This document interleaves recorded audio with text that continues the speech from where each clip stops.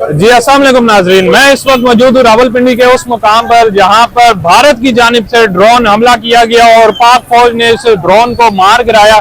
मेरे पीछे बिल्कुल वो मुकाम मौजूद है जहाँ पर ये ड्रोन आकर गिरा। अच्छा, ये रावलपिंडी स्टेडियम की हदूद है और इसके साथ फूड स्ट्रीट वाक़ है।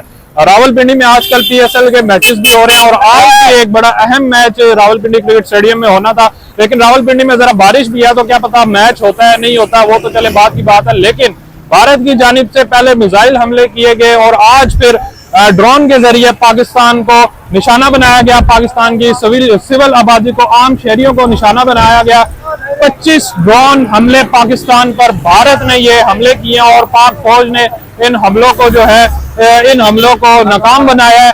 और इससे पहले जब हमने देखा कि मिसाइल से पाकिस्तान के 5 शहरों पर हमला किया गया था, भारत की जानिब से ये एक्सपेक्ट नहीं किया जा रहा था कि वो मिसाइलों से हमला करेगा और सिविलियन आबादी पर हमला करेगा और मस्जिदों को निशाना बनाएगा, लेकिन भारत ने वो किया। और उसके बाद फिर 25 ड्रोन हमलों से सिविलियन आबादी को निशाना बनाया भारत ने और पाक फौज की जानिब से इस हमले को नाकाम बनाया गया। और बिल्कुल मैं इस वक्त ये मौजूद हूँ रावलपिंडी क्रिकेट स्टेडियम की हदूद में। ये फूड स्ट्रीट है, इस फूड स्ट्रीट पर ये ड्रोन आकर गिरा और ये भी हमला नाकाम हुआ। इसके अलावा पाकिस्तान की जो कौम है वो पुरजोश है, अपनी पाक फौज के साथ खड़े हैं और इस वक्त यहाँ पर बड़ी तादाद में लोग भी जमा हुए हैं और नारेबाजी कर रहे हैं और एक भरपूर यकजहती का सबूत भी दे रहे हैं और उम्मीद कर रहे हैं कि पाकिस्तान ने अभी तक भारत का बेशुमार एक नुकसान किया और आगे भी भारत को जो है इस हमले का जवाब मिलेगा यकीनन। जी।